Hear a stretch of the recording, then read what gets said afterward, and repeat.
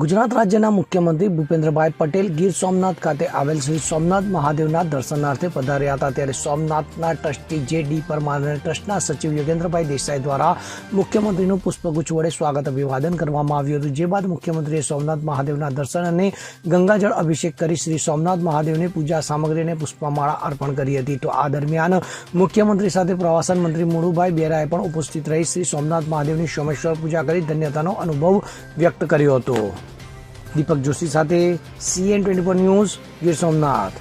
હવે જુઓ દેશ દુનિયાની તમામ ખબરો તમારી આંગળીના ટેરવે। ઉઠાવો મોબાઈલ અને ગૂગલ પ્લે સ્ટોર પરથી ડાઉનલોડ કરો અમારી CN24 ન્યૂઝ મોબાઈલ એપ।